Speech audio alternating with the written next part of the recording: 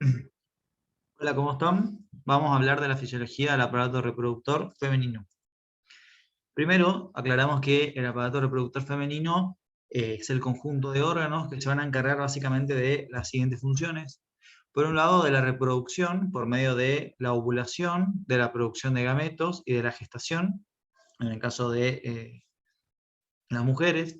También se va a encargar de la libido. Esto es bastante interesante porque el aparato genital femenino tiene un órgano exclusivamente encargado de la libido, a diferencia del aparato reproductor masculino, donde tiene órganos que producen la libido, pero que no están formados específicamente para eso. Y por el otro lado, por medio de la función hormonal, se encargan del establecimiento y del mantenimiento de los caracteres sexuales secundarios, ¿sí?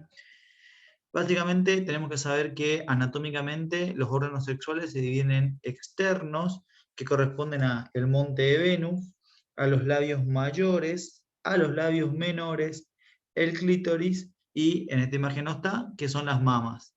Y por el otro lado tenemos a los órganos sexuales internos, que involucran a la vagina, a el útero, a las trompas de falopio y a los ovarios, ¿sí? Que son las gónadas femeninas. Empezamos hablando entonces de los ovarios y vamos a ver que estos, como les dije anteriormente, son consideradas como las gónadas femeninas y que básicamente son las encargadas de la función hormonal, ¿sí? Tienen dos funciones: la función gametogénica, donde producen los gametos, que en el caso de la, el aparato genital femenino son los ovocitos, y la función endocrina, en donde sintetizan dos hormonas principalmente, que son los estrógenos y la progesterona. Cuando hablamos de estrógenos, sepan que tenemos tres tipos de estrógenos: el estradiol, que es la forma más activa; el estriol, que es una forma un poquito menos activa; y la estrona, que es una forma menos activa y más oncogénica. Y acá agregamos una tercera hormona que también se produce en los ovarios, pero que uno muchas veces no la tiene en cuenta, que es la relaxina, ¿sí? Eso como hormonas exclusivamente producidas en el ovario. Vamos a ver que a nivel del microscopio óptico, nosotros decimos que el ovario está compuesto por una corteza, que es la parte más externa del órgano, y una médula en la parte central, ¿sí? Y todo esto está rodeado, fíjense que se ve con un color más violeta, por un epitelio superficial que antes era llamado como epitelio germinal, ¿sí? ¿Por qué, por qué decimos epitelio superficial en lugar de epitelio germinal? Porque antes se pensaba que los folículos, que son las estructuras que contienen a los gametos, se originaban a partir de este epitelio, es decir, que eran las células del epitelio las que se introducían y formaban los folículos. Hoy se sabe que no es así, por lo tanto, la denominación cambió. ¿Qué tenemos que saber respecto a los ovarios? La función folicular es claramente lo más importante, ¿sí? Sepamos que los folículos son las estructuras que van a contener a los gametos. Vamos a ver que en cada ciclo celular estos folículos, en cada ciclo, perdón, ovárico, estos folículos van a ir madurando hasta que solamente uno es expulsado y en teoría tendría la potencialidad de ser fecundado, ¿sí? Estos folículos los vamos a dividir básicamente en dos: los denominados folículos preantrales, que involucran al folículo primordial, al primario y al secundario, ¿sí? Los folículos primordiales son los más pequeños, son los que están, fíjense que en más cercanía con la corteza ovárica, en los cuales tienen adentro suyo o están compuestos, se podría decir, por un ovocito que tiene un tamaño de 25 a 30 micrómetros y están rodeadas por una capa de células epiteliales planas que la vamos a denominar células foliculares, ¿sí? Las células que rodean a los ovocitos se llaman células foliculares, o también células de la granulosa, ¿sí? De las dos formas la pueden encontrar en la bibliografía. Vamos a ver que a veces lo vamos a denominar como foliculares y a veces como granulosa. Sepan que básicamente es lo mismo, ¿sí? Entonces, folículo primordial es el ovocito y una sola capa de células planas, por eso lo aclaré, de células foliculares. A medida que va madurando el cuerpo, ¿sí? Generalmente cuando entra a la etapa reproductiva, estos folículos primordiales que están presentes en el nacimiento comienzan a madurar, ¿sí? Son más grandes, el ovocito tiene un tamaño mayor, es decir, no solamente aumenta el tamaño del folículo, sino que también el tamaño del ovocito. Y fíjense que en este caso ya no está revestida por una sola capa, sino que está revestida por más de una capa, y en este caso ya no células planas, sino que células cúbicas.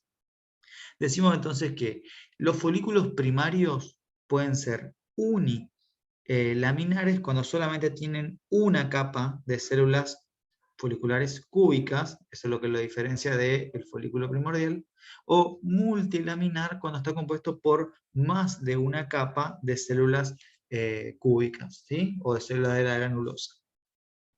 A medida que el ciclo ovárico avanza, es decir, a medida que avanzan los días del mes, estos van a ir creciendo y van a ir pasando hacia la siguiente etapa.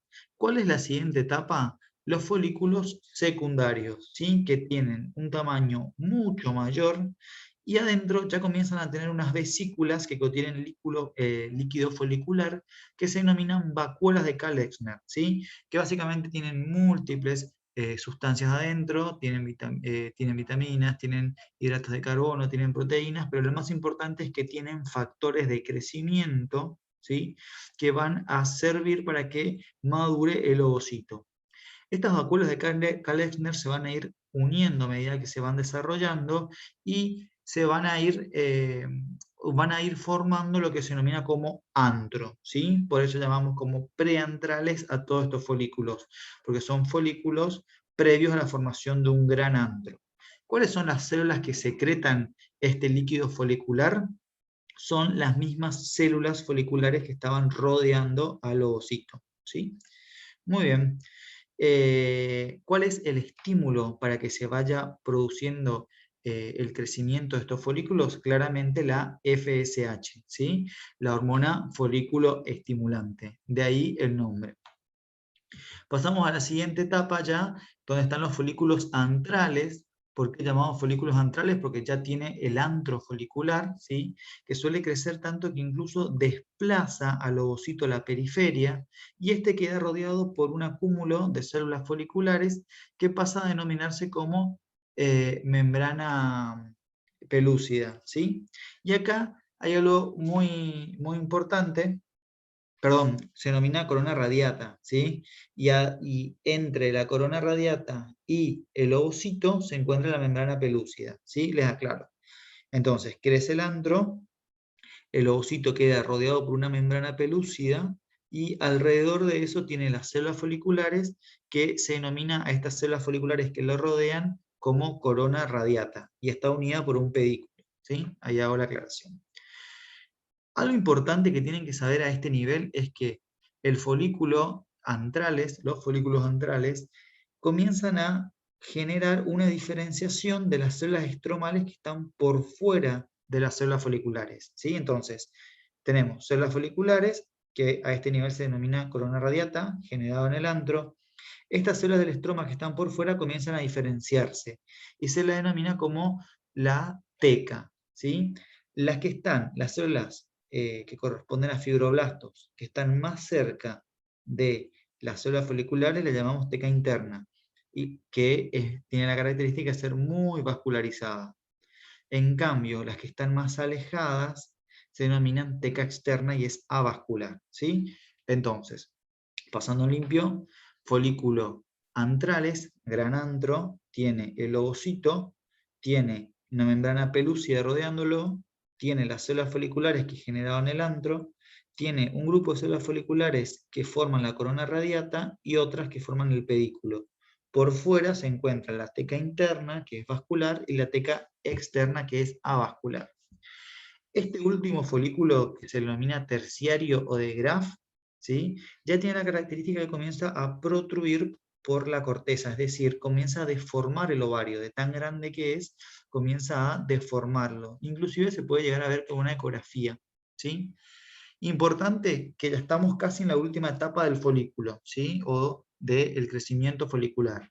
20 folículos por lo general por cada ciclo comienzan a madurar, y solamente uno o dos llegan a formarse un folículo de Graf o un folículo maduro. ¿Qué es lo siguiente que pasa? Acuérdense, ¿cuál era la hormona que venía produciendo el desarrollo de los folículos? La FSH. Ahora, la otra hormona que juega un rol importante es la LH, que a diferencia de la FSH no se libera de forma progresiva, sino que se libera de forma aguda, es decir, hay un gran pico en el día 14, y ese pico produce el estallido del folículo maduro, produciendo la salida del ovocito, ¿sí? Y esto se lo denomina como ovulación, que se produce en el día 14 del ciclo ovárico, ¿sí? Entonces, comienza a desarrollarse en el día 1 y en el día 14, por lo general, se, el, se produce la ovulación. ¿Qué es lo siguiente que pasa? Porque vemos que el ciclo no termina acá, ¿sí? Un ciclo normalmente tiene 28 días, estamos en el día 14. Lo siguiente que pasa es que se forma una estructura a partir de este folículo que ovuló, que se denomina como cuerpo lúteo, ¿sí? O cuerpo amarillo. ¿Por qué? Porque tiene mucho contenido lipídico. Y muchas veces tiene esta estructura acá, que es un coágulo central. ¿Por qué se forma esto? Porque las células de la teca interna, que eran muy vasculares, comienzan a reemplazar a este folículo y llenan de sangre el centro, ¿sí? Entonces, por decirlo de una forma bastante informal, explotó el folículo, salió el ovocito, y comienzan las células de la teca que estaban alrededor a proliferar por dentro de este folículo, ¿sí? Y forman el cuerpo lúteo. Básicamente tenemos que las células que estaban, que rodeaban al ovocito, que se llamaban foliculares o de la granulosa, comienzan a a diferenciarse y se denominan ahora células granoluteínicas. En cambio, las de la teca, que estaban por fuera, comienzan a diferenciarse en células que se llaman tecoluteínicas, ¿sí? Entonces, de nuevo pasando limpio, salió el ovocito, las células foliculares que estaban alrededor se convierten ahora en granuluteínicas, por eso también las llamamos como de la granulosa, y las células de la teca, que en esta imagen no se ve, pero imagínense que están acá por fuera y que son fibroblastos diferenciados, ahora se denominan tecoluteínicas, ¿sí? ¿Y por qué nos importa esto? Porque estas células granuloteínicas y tecoluteínicas, por acción de la LH, comienzan a producir hormonas. ¿Qué hormonas? Progesterona y estrógenos, ¿sí? Es muy importante la función del cuerpo lúteo porque es el que va a producir la secreción de las hormonas necesarias para que continúe el ciclo endometrial, ¿sí? En el mejor de los casos, si se fecunda este ovocito, gracias a las hormonas liberadas por el cuerpo lúteo, es que el endometrio se va a mantener viable para que se pueda implantar el ovocito, ¿sí? Y ya en los últimos días del ciclo ovárico, este cuerpo lúteo también se degenera y genera un cuerpo blanco, que también se denomina como cuerpo albicans, que básicamente es una cicatriz, ¿sí? Y después el ciclo comienza nuevamente en el día 1. El ovario, como todo órgano endocrino, no lo vimos en endocrino porque lo vemos claramente dentro del aparato genital femenino, responde a un eje, ¿sí? Recordemos que el hipotálamo liberaba factores liberadores hacia la hipófisis, y la hipófisis liberaba lo que nosotros denominábamos como LH y FSH, es decir, hormona leutinizante y hormona folículo estimulante, ¿sí? Que en conjunto ambas dos se las suelen referir como gonadotrofinas, ¿sí? Así que sepan que es lo mismo gonadotrofinas que LH y FSH. Otra hormona que también se la puede definir como gonadotrofinas, que no la vamos a ver ahora, es la gonadotrofina clónica humana, que es una hormona secretada por la placenta, ¿sí? Pero sepan que si le dicen gonadotrofinas es LH y FSH.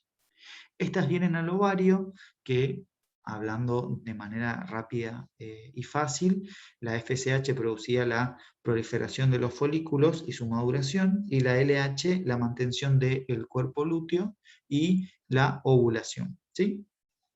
Bueno, pero ¿por qué ponemos esta imagen? Porque el eje hipotálamo hipofisario ovárico es distinto al de los otros ejes hormonales. ¿Por qué? Porque los estrógenos y progesterona que van a salir a la circulación pueden hacer retroalimentación positiva o negativa. ¿Qué quiere decir esto? Normalmente veíamos que cuando una hormona estaba en exceso, inhibía el eje, ¿sí? Esto pasa exactamente igual durante casi todo el ciclo ovárico, ¿sí? Pero hay una parte del ciclo ovárico que es durante el día 12 y 14, que fíjense son los días cercanos a la ovulación, en donde aumentos de la progesterona y el estrógeno hacen lo contrario, producen más liberación de gonadotrofinas. Es decir, niveles altos hacen que se libere más hormona por el ovario. ¿Por qué pasa esto? Porque acuérdense que yo necesito ese pico de LH en el día 14 para la ovulación. Entonces, siempre el estrógeno y la progesterona, cuando están en aumento, inhiben al eje, como todas las otras hormonas que vimos hasta ahora. Pero en el día 12 y 14 hacen lo contrario. Exceso de las hormonas estimulan a la hipófisis y al hipotálamo para que se liberen más gonadotrofinas y por lo tanto se produzcan más hormonas. ¿Sí? Muy bien. ¿Y qué funciones tienen básicamente estas dos hormonas? ¿Sí? La progesterona sobre todo estimula a los alvéolos mamarios a que se desarrollen, ¿sí? También produce agrandamiento del útero. Acuérdense por el nombre, pro, que quiere decir a favor, y gesterona, que habla de la gestación, ¿sí? Son todos los cambios necesarios por si se produce el embarazo. Entonces, necesito que se desarrollen los alvéolos mamarios, que se agrande el útero, tiene efecto termogénico aumentando la temperatura, ¿sí? Generalmente las mujeres embarazadas tienen la temperatura un poquito por arriba del resto de las personas promedio, sensibilizan al centro respiratorio, ¿sí? Al centro sobre todo apnéutico, lo que hacen es, le hacen más sensible al dióxido de carbono, entonces suelen estar más taquipneicas. Estimulan la natriuresis, es decir, la eliminación de sodio a través de la orina. Generan relajación muscular, esto es muy importante, ¿por qué? Porque la progesterona relaja el músculo liso y de esta manera evita, por ejemplo, las contracciones durante el embarazo. Estimula también la secreción de las células epiteliales de las glándulas endometriales. Acuérdense de esta frase, ahora la vamos a ver más adelante qué quiere decir. Básicamente hace que el epitelio del útero genere secreciones de sus glándulas. Estimula también la hipertrofia de las células secretoras de las trompas de falopio y estimula la proliferación del epitelio alveolar de la mama. Por otro lado, el estrógeno, que no necesariamente es una hormona del embarazo, sino que está presente en todas las mujeres durante la edad fértil, disminuye después durante la menopausia, que encarga de el desarrollo de los genitales externos e internos, ¿sí? Es decir, el crecimiento, por ejemplo, del útero y el desarrollo de la vagina, el desarrollo también de los caracteres sexuales femeninos secundarios, la estimulación de la secreción de moco por parte de las glándulas endometriales, estimula la motilidad ciliar, claramente a nivel de, sobre todo, en la trompa de falopio, hace lo contrario a la progesterona, retiene sodio, la progesterona genera natriuresis. Entonces puede ser que el exceso de estrógeno me genere aumento de la presión.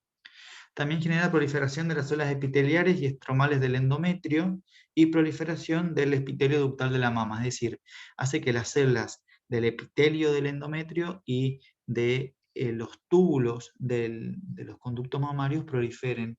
Y esto en realidad es como un poco contradictorio porque el estrógeno se lo considera como una hormona que en ciertas circunstancias puede actuar como precursores de ciertos tumores, es decir, el estrógeno en exceso puede causar una desregulación y generar cáncer de endometrio y cáncer de mama, ¿sí?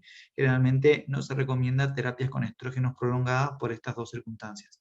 Y otra hormona, de la cual seguramente no la han escuchado antes, la relaxina, también secretada por el ovario, y que lo que hace es relaja los ligamentos pelvianos y disminuye la motilidad del endometrio.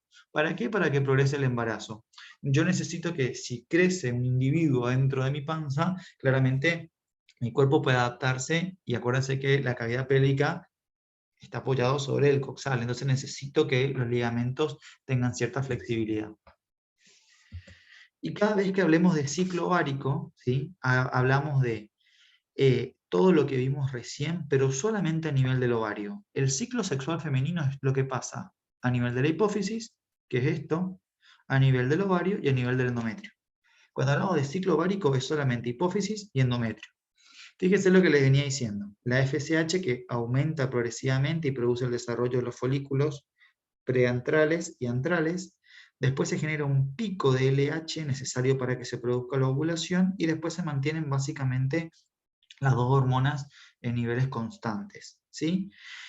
Esta primera etapa se denomina fase estrogénica, ¿sí?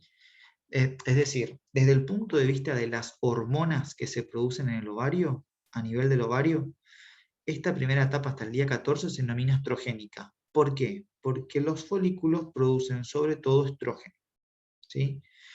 Del día 14 al 28 decimos fase progestacional, ¿sí? Porque sobre todo se produce progesterona a nivel del ovario, ¿sí? Fase estrogénica y progestacional a nivel del ovario, ¿sí? Y a nivel de la hipófisis decimos que estimula la fase folicular y que estimula la fase lútea. Es decir, del día 1 al 14, la hipófisis estimula la fase folicular. ¿Por qué? Porque se producen los folículos. Y del día 14 al 28, estimula la fase lútea, que es el desarrollo del cuerpo lúteo, ¿sí?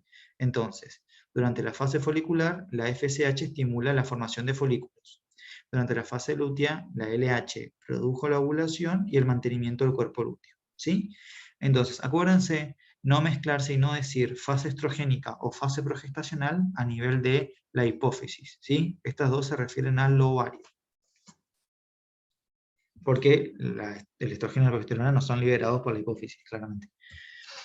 Bien, pasemos entonces a otro órgano, ¿sí? Estamos yendo de arriba hacia abajo. Las trompas de falopio, ¿sí? Ya lo vimos en anato, son dos órganos huecos que están formados por tubos que se correlacionan por un lado por el ovario y por el otro con el útero. Básicamente sirve por un lado para que el ovocito que salió por la ovulación pueda viajar y pueda encontrarse con los espermatozoides a este nivel aproximadamente y después pueden implantarse en el útero.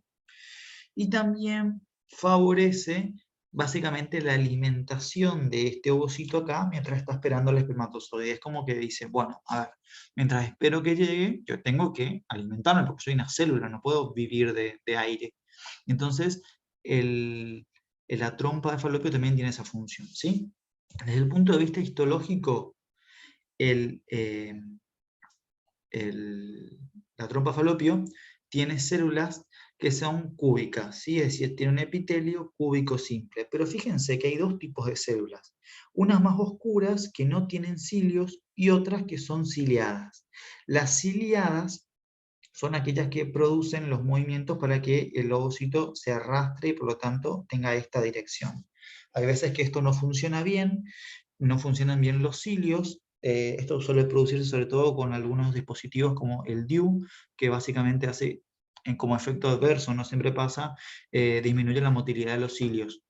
Entonces el ovocito puede que en lugar de venir para acá, por ejemplo, caiga o nunca llega al útero, y si tiene mala suerte, justo se fecunde y crezca el ovocito por fecundado, es decir, se produzca la implantación a nivel de la trompa de falopio y se desarrolla el embarazo a este nivel, o hay veces más raras que si tenés mala suerte, se fecunda y cae, por ejemplo, y se implanta en el peritoneo. Esto se denomina como embarazo ectópico, ¿sí? Es raro que se fecunde y que se desarrolle en el peritoneo, claramente no nace el bebé, eh, y sí es más frecuente que se produzca la implantación en la trompa. Bien, además de estas dos células, hay otras células que se denominan como secretoras, que son encargadas de secretar básicamente lo que va a formar parte de la alimentación tubovárica, ¿sí? Están intercaladas entre estas dos células. ¿Qué es la alimentación tubovárica? Es parte de la función de las trompas de falopio, ¿sí?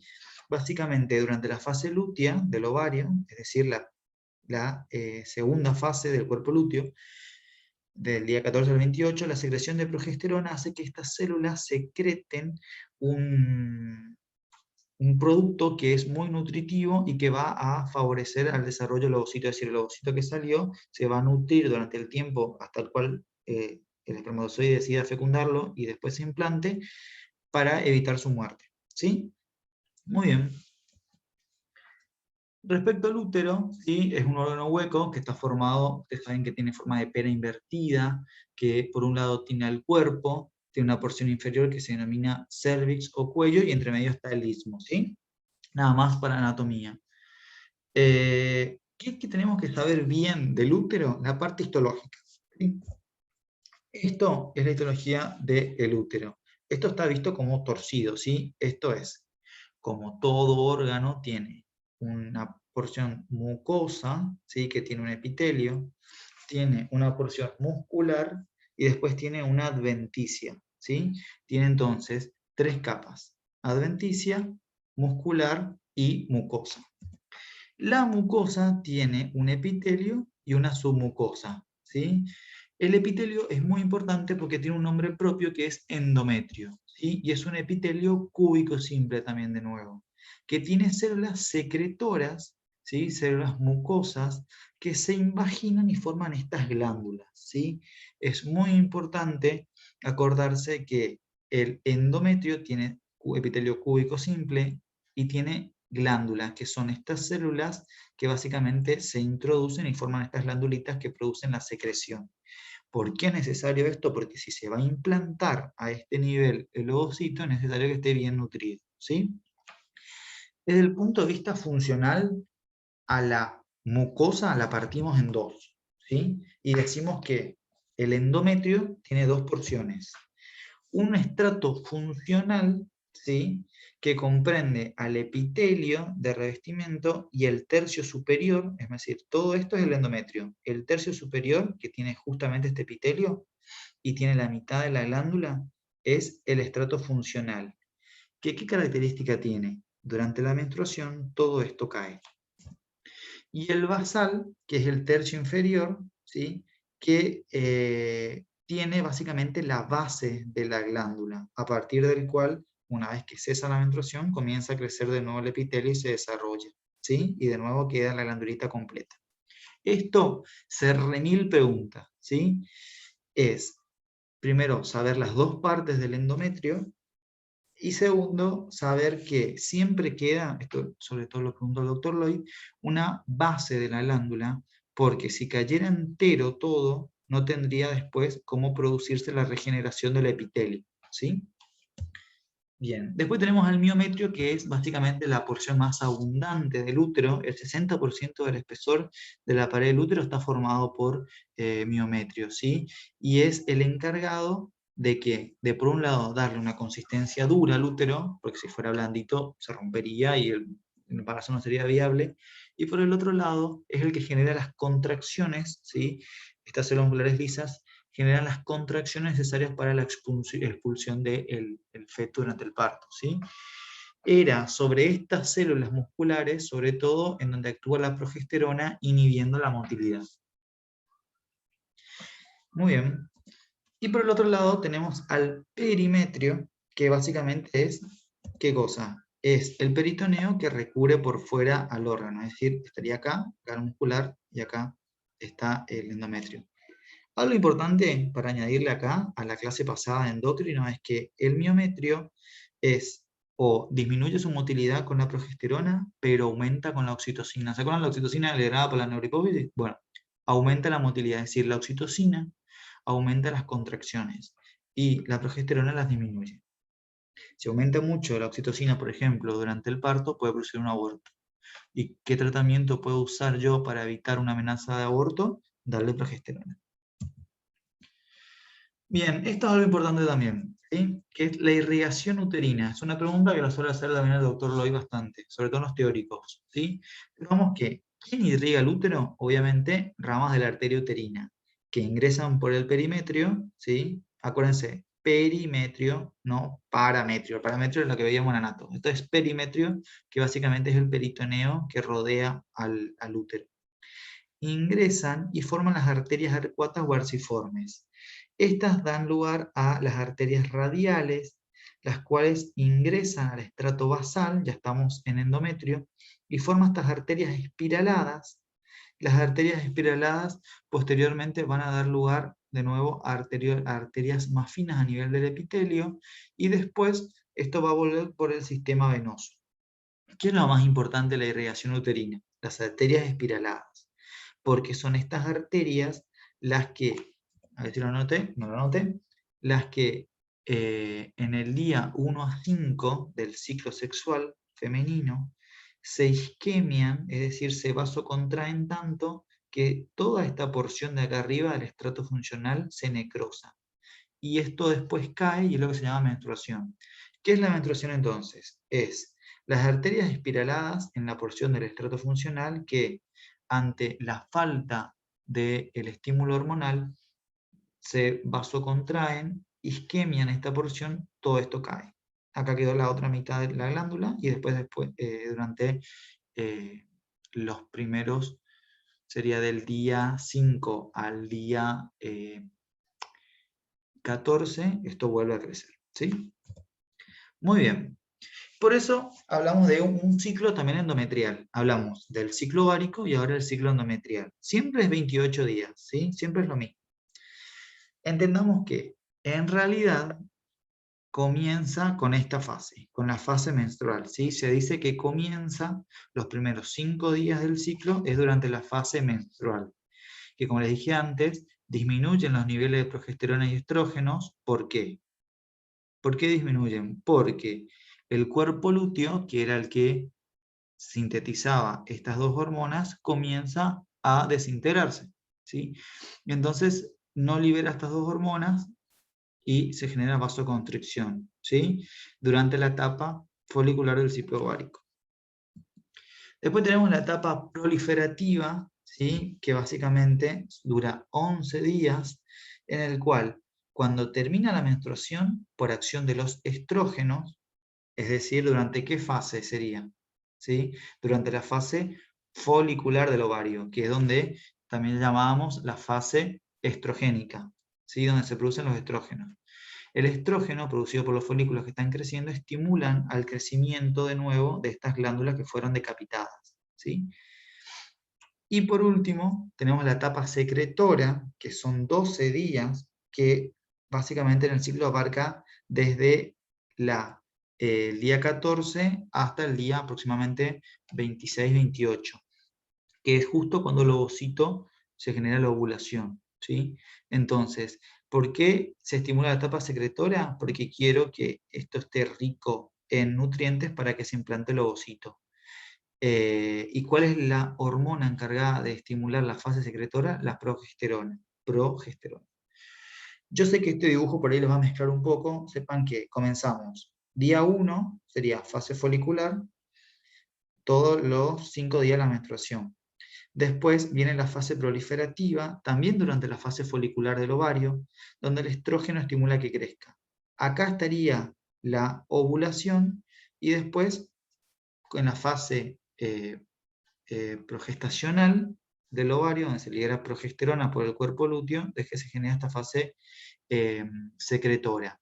Después el cuerpo lúteo muere, se genera el cuerpo albicans y por lo tanto la menstruación. ¿Sí? Espero que se haya entendido. Algo importante es que el útero, en su porción más inferior, cuenta con el cervix, ¿sí? Es decir, el cuello uterino, que muchas veces decimos solamente cervix, es parte del útero, no es un órgano aparte, ¿sí? Tenemos entonces que una característica del cervix es que está en el límite entre útero y vagina. Y hay un epitelio de lucha. ¿Qué quiere decir? Que la porción interna del cervix es un epitelio cúbico simple, como quién. Perdón, es un epitelio plano simple, que es similar o se correlaciona con el epitelio cúbico simple que viene del útero. Entonces, este es un epitelio simple. Pero el exocervix es un epitelio plano estratificado, el mismo epitelio de la vagina. Es decir, vagina y exocervix es plano estratificado. útero y endocervix es epitelio simple. Esto acá es un epitelio de lucha. ¿Por qué se llama de lucha? Porque a veces, durante ciertas etapas, esto crece y hay más epitelio estratificado acá, o a veces predomina este y hay más epitelio simple acá. O sea, todo el tiempo está variando.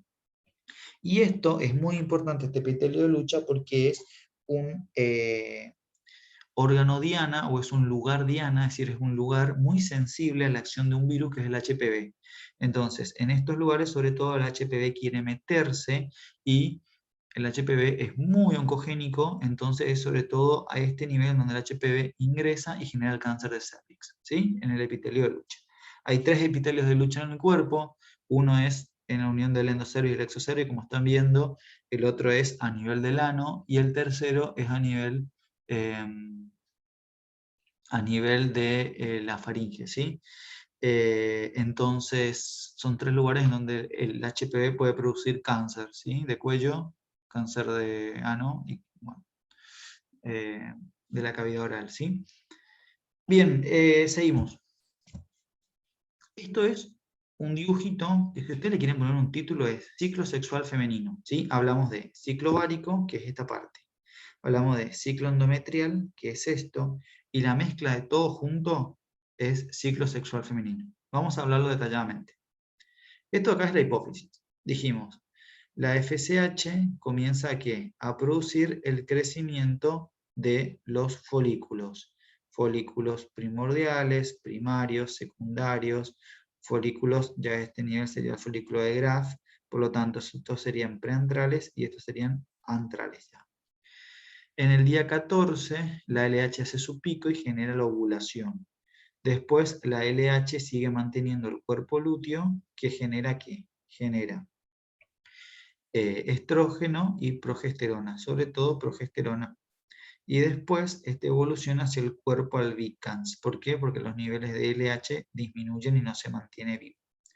Entonces, fase folicular, crecen los folículos. Y la hormona que liberan sobre todo este nivel es el estrógeno. Por eso el estrógeno está aumentado. La segunda fase, lútea, es el mantenimiento del cuerpo lúteo, que sobre todo libera progesterona, porque queremos mantener vivo a este ovocito que se fecundó. Hay 2 hormonas de las cuales no le hablé, que son la inhibina B y la inhibina A, que básicamente son hormonas que hacen lo contrario, ¿sí? Inhiben al eje. Durante la primera fase vamos a ver que la inhibina B predomina y durante la segunda la inhibina A. A nivel del endometrio tenemos entonces los primeros 5 días es la menstruación, ¿sí? Dijimos isquemia. Después, hasta la mitad del ciclo es la fase proliferativa, donde crece ese endometrio que fue decapitado. ¿Por acción de qué hormona? Claro, del estrógeno, que es secretado ¿por quién? Por los folículos. ¿Ante qué estímulo? FSH. Desde el día 14 al día 28, el endometrio está preparado para recibir al ovocito que salió. Entonces está en la fase secretora. Miren qué lindo dibujado la arteria espiralada. ¿Estimulado por quién? Por la progesterona. ¿Secretado por quién? Sobre todo por el cuerpo lúteo, ¿sí? ¿Y quién estimula al cuerpo lúteo que se mantenga con vida o vital? La LH. Y acá, imagínense, si la mujer queda embarazada, el endometrio tiene que mantenerse en fase secretora durante 9 meses, es decir, tiene que mantenerse apto durante 9 meses. Ya no hablamos de fase secretoria, pero básicamente un estado similar. No puede producirse una menstruación en medio del embarazo porque se cae todo, inclusive el feto. Entonces, este cuerpo lúteo no le va a dar el cuero para mantener todo un embarazo a el endometrio funcionando. Entonces, durante el embarazo, la función del cuerpo lúteo es tomada por otro órgano, que es la placenta. La placenta va a ser el que va a secretar la progesterona y también un poco de estrógeno y va a mantener vital al endometrio para que no se genere la menstruación. Muy bien, esto es entonces ciclo sexual. Sepan, fase folicular, crecen los folículos, que liberan estrógeno, por eso decimos fase estrogénica, que los primeros 5 días son la menstruación y, después corresponde a la fase proliferativa. La fase lútea crece el cuerpo lúteo en estímulo de la LH. el cuerpo lúteo secreta sobre todo progesterona, y este lo que hace es mantener la fase secretoria del endometrio. Y bueno, acá hay una tablita, que es la misma que está en el apunte, que básicamente es para que se orienten y que sepan en dónde hablamos, ¿sí? A nivel hormonal, ¿qué hormona hablamos? A nivel del ovario y a nivel del útero. Es más que nada para que no se mezclen y no digan fase proliferativa en el ovario ni fase estrogénica en el útero. Por último, y para terminar, tenemos la vagina, ¿sí? La vagina es un órgano hueco que forma la última porción de los genitales internos. Es un órgano elástico. Básicamente, lo interesante de la vagina es que la vagina no tiene glándulas, es decir, todas las secreciones que tiene es porque vienen del cervix o porque son secretadas por otras glándulas que están en la vulva. Y la otra característica es que es un espacio virtual, es decir, las paredes de la vagina normalmente están colapsadas. Histológicamente vemos que tiene tres capas. Tiene la capa muscular, tiene la denticia por fuera y tiene la mucosa.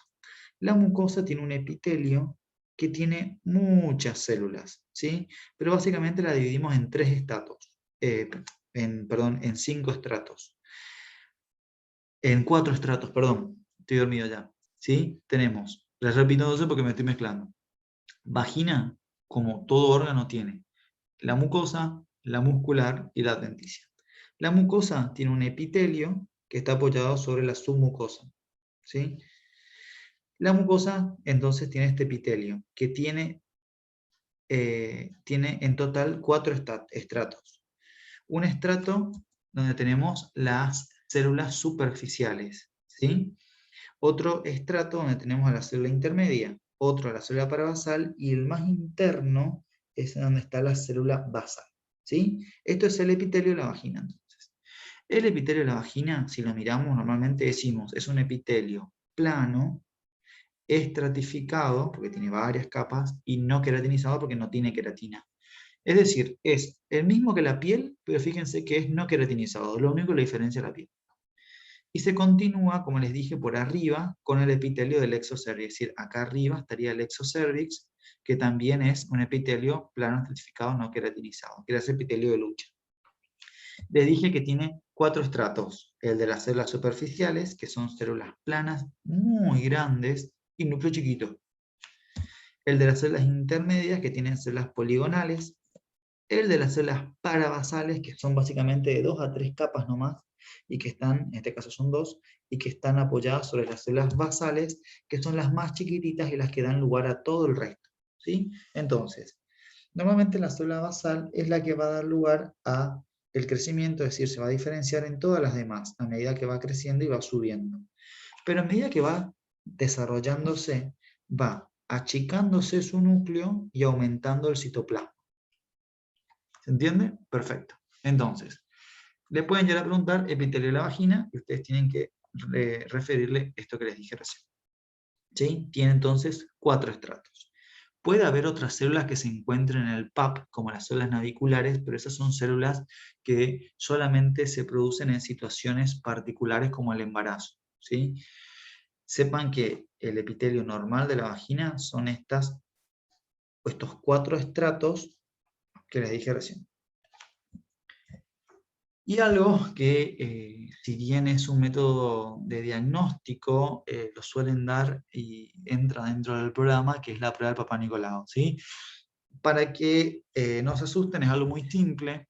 Tatita Merelo, que siempre hizo la propaganda promoviendo la realización del PAP, que básicamente es una técnica donde se genera un extendido vaginal, es decir, hablando mal y pronto, agarran como una espatulita, les aviso, las chicas seguro saben, pero agarran una espatulita, toman como que hacen un arrastre del epitelio de la vagina y cervix, sobre todo del exocervix, y lo ponen sobre una placa y lo miran al microscopio, ¿sí? ¿Qué es lo que buscamos? Ver de forma rápida, es decir, de forma precoz, células que pueden llegar a ser neoplásicas. ¿Por qué? Porque yo les dije que en el exocervix hay un epitelio de lucha con el endocervix. Exocervix es el epitelio similar al de la vagina, es decir, estratificado. Y el endocervix era un epitelio simple. Entonces, PAP es una técnica de extendido vaginal, porque se extiende sobre un portaobjetos esta espatulita que arrastró las células que hay en el exocervix, ¿sí? Y después esto se tiñe y se mira en el microscopio. Me había olvidado que puse este dibujito. Fíjense, esto es el espéculo, se abre la vagina, se introduce, y ahí ven como un cepillito, esto arrastra las células, ¿sí? Tampoco es tan bruto, ¿sí? No es, hace una escoriación pero débil, ¿sí? No es tan profundo. Y después esto lo ponen sobre un portaobjeto, se fija, se tiñe y se mira al microscopio, ¿sí?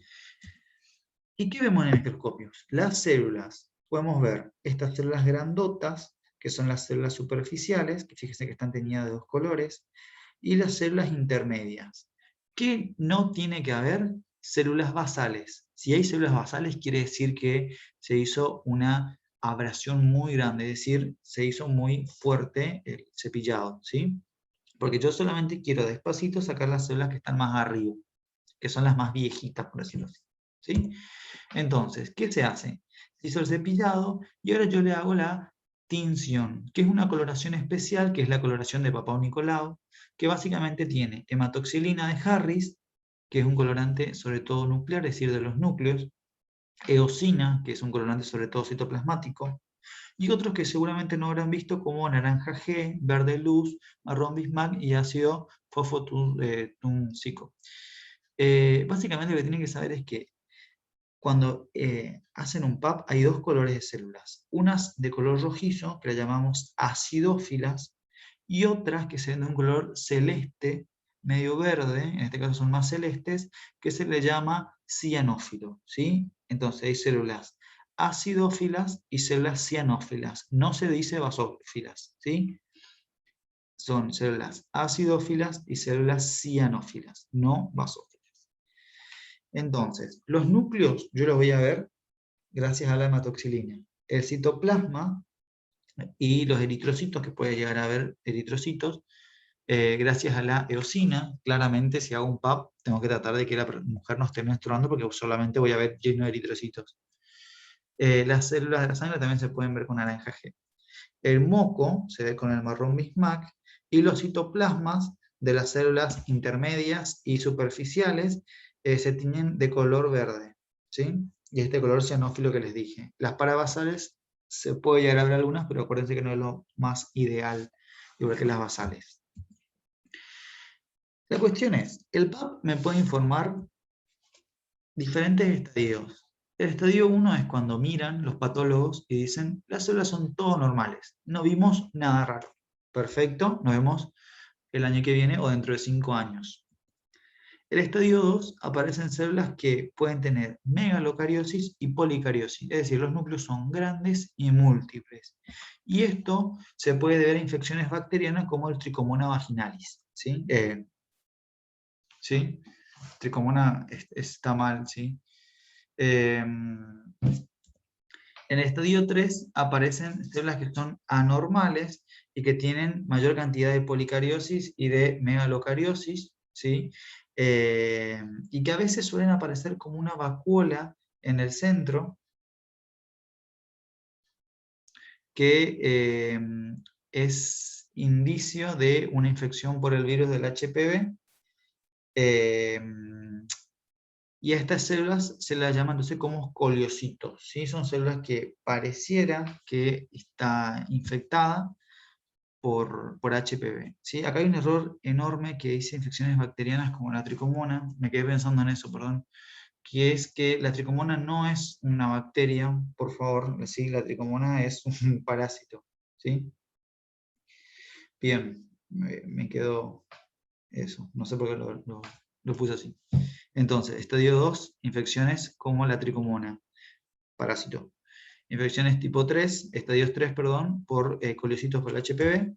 El estadio 4 ya son células malignas, es decir, la cromatina ya como que está como con grumos y ya tiene capacidad de malignización, es decir, de crecimiento descontrolado. Por lo tanto, digo que es estadio 4 cuando hay células que, a ver, técnicamente puedo decir que son cancerígenas, pero que no pasaron la membrana basal, entonces digo carcinoma in situ. Es un cáncer, pero que está delimitado ahí el cervix. El estadio 5, hay células también cancerígenas, pero que en este caso ya atravesaron la membrana basal. El término cancerígeno no es muy científico, ¿sí? Lo idea es decir células neoplásicas. Estadio 5, entonces, hay células neoplásicas y que ya atravesaron la membrana basal. ¿Esto quiere decir que ya hizo metástasis? No necesariamente, ¿sí? Pero ya en este caso no puedo solamente sacar una porción, una chiquitito, como es la conización, sino que generalmente son cirugías mucho más grandes donde ya saco inclusive estructuras vecinas, dependiendo de la localización, ¿sí? Entonces, estadio 1, células normales. Estadio 2, infecciones bacterianas o tricomona, ¿sí? Supongo que no consideramos la tricomona como una bacteria, ¿sí? Acuérdense, es un parásito, por favor. El estadio 3 están los coliocitos, que hay infección por el HPV, pero que no necesariamente es un cáncer. Estadio 4 es un cáncer que no pasó la membrana basal. Y el estadio 5 son las neoplásicas que pasaron la membrana basal, haya o no hecho metástasis. Y por último, sepan nomás, esto no se les va a preguntar, que existe un ciclo vaginal que durante la edad fértil, debido a los cambios del estrógeno sobre todo y en menor medida la progesterona, todo el tiempo va cambiando el epitelio de la vagina, ¿sí? Entonces decimos que del día 1 al 4 se encuentra en el periodo menstrual, del 4 al 11 en el postmenstrual, del 11 al 13 en el preovulatorio, del 13 al 14 es el ovulatorio, del 15 al 17 es el posovulatorio, el periodo lúteo es del 17 al 25, el premenstrual del 25 al 28. No tienen que saberse esto de memoria y sepan que cerca del periodo menstrual, a este nivel, el 80% de las células son intermedias, es decir, en un PAP, si yo tomo una muestra cercano a estos días del periodo menstrual, el 80% de lo que yo voy a ver son células intermedias y el 10% nomás superficiales. En cambio, si lo tomo en el día 13-14, es decir, cerca del periodo ovulatorio, se invierte. El 80% van a ser células superficiales, sobre todo acidófilas, y el 10% nomás van a ser intermedias. ¿Ok? Por último, del día 1 al 14, el moco es abundante, es fluido y alcalino. ¿Qué quiere decir esto? Que es un moco que los espermatozoides pueden nadar, entre comillas, y por lo tanto sobrevivir. Por lo tanto, son días peligrosos o, a ver, no peligrosos, aptos para producirse la fecundación. En cambio, del día 14 al 28, el moco es escaso, es muy viscoso y es ácido. Es decir, durante el día 14 al 28, después de la ovulación, este moco, al ser tan viscoso, no permite que los espermatozoides puedan moverse con facilidad, ¿sí? Por lo tanto, se dificulta más la fecundación. Esto viene a propósito de que hay veces que utilizan la viscosidad del moco vaginal como un parámetro para anticoncepción, es decir, si ven que el moco está más viscoso, generalmente pretenden tener relaciones sexuales, por ejemplo, sin protección, porque en teoría ese moco le va a proteger, y en cambio, si ven que el moco está más laxo, dicen, no, acá hay que cuidarse, ¿sí? De cualquier forma, esto no es fiable, no puedes utilizar el moco para saber o no si usar métodos anticonceptivos, ¿sí? Muy bien, chicos, ¿sí? Prioridades de esto que vimos hasta ahora es priorizar, por un lado, el ciclo sexual femenino. Si lo entienden eso, ya tienen la mitad del tema, ¿sí? En el dibujito que les dejé. Sin duda no es complicado, pero saberlo de memoria por ahí va a llevar un trabajo importante. Y por el otro lado, preguntas que uno piensa que no son importantes, pero te la pueden hacer. Acuérdense de la irrigación del útero, acuérdense bien de los estratos basal y funcional, y acuérdense, porque se suele tomar bastante, es el tema de los folículos, ¿sí? Cómo es el desarrollo de los folículos cuando hablamos de preantrales, cuando hablamos de folículos postantrales y nada más, ¿sí? Gracias, chicos, como siempre, y cualquier duda la me escriben por los medios que les parezca, ¿sí? Gracias.